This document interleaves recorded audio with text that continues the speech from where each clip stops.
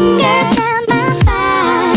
Girl, you look mighty fine. Won't you rub your fingers down my spine? So, this is the point where all you Nestle applicants or people that are interested in Nestle can come and watch and learn.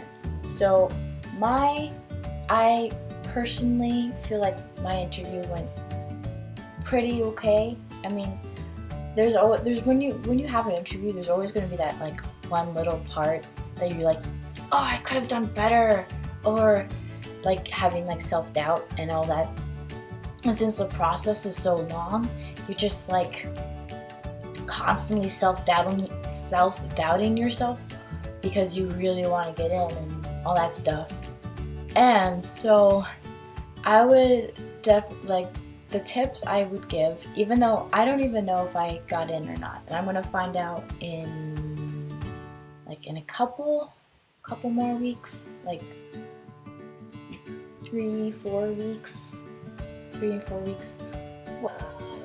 Anyway, so what ended up happening step by step is they contacted me with like a scheduled in appointment, and we had to there was like a whole bunch of times open, and we would have to click on it, the time that we wanted, and the appointment itself would be like 40 minutes long, 45 minutes long, and 30 to 45 minutes long, and then you would leave. And so I picked times from, I think I picked the 1:30 time. But what ended up happening was, I guess maybe some kids decided not to go or something like that, or like something got rescheduled and I got moved up to 11:30.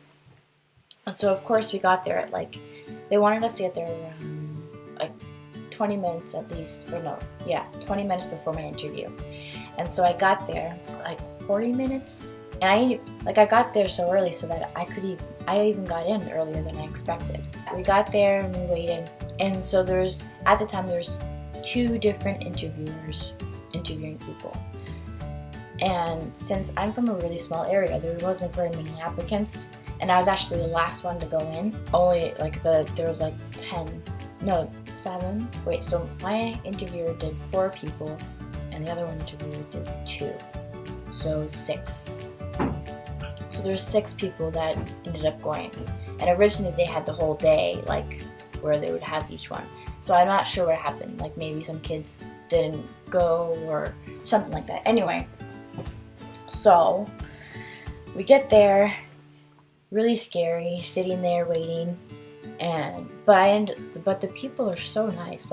You just one thing I would really suggest is just sitting there and listening to other people talk, and it helped me calm my nerves and everything. And so there was 2 people that were really nice, and they were just chatting with parents and stuff. And then there was actually a woman that had her daughter that was in an interview, and I thought she was an applicant. And so when my interviewer came out, she's like, okay, I'll take whoever's next. I was like, oh, you can take her because she's been waiting here much longer than me and all that stuff. And they were everyone's like, no, she's not an applicant, she's a parent. I got so embarrassed by that.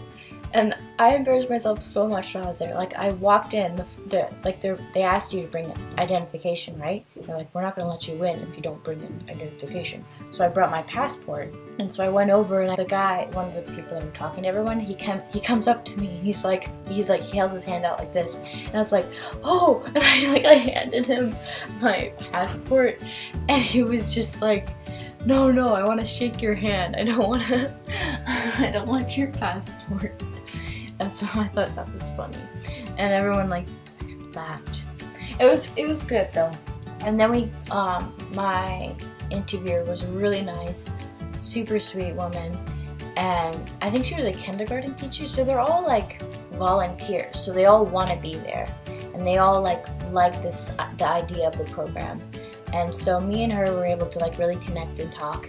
And so there's some tips for that is definitely show your personality. in your interview. Like that's one of the parts I kind of regret a little bit, because I got so nervous that I even stuttered a couple times. Okay, I only stuttered once, and I was like, They put you on the spot, and it's kind of scary. But like, definitely, like, I'm gonna give you 5 things. So, personality. Show your personality, because then, so then they can pick at different points and really like get to know who you are. Definitely do a lot of mock interviews. I like, in the car ride we did a couple mock interviews, and then at home I would go over and over and over. If they ask me this question, I'm going to say this. If they ask me this question, I'm going to say this. Kind of like thinking it all over, making sure that you have valid points. Also, explain your passion for language.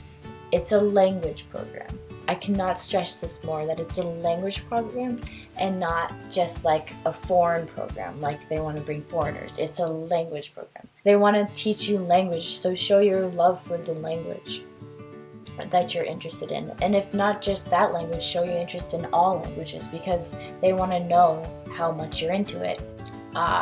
Number 3, I would say definitely try to connect with your interviewer.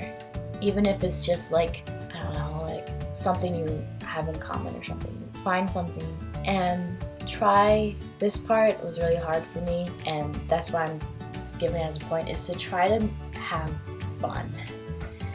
It's a lot of people, like, they hear interview and they're like, yes sir, you know, but it's definitely something that you want to like be chill about. But like, you want to be respectful, but also show personality. And so in a lot of interviews, when you're like older and stuff, you want to be like professional and like strictly professional. But with this, it's kids, it's teenagers, and so they know they're not going to be like dealing with adults.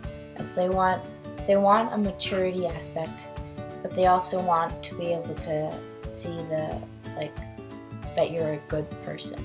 And I'm sure, like, if you made it to being an interviewer, to be interviewed, that means that they see that you're really interested in the language that you applied for and that you made those qualifications. So now all you have to do at this point is really show your personality.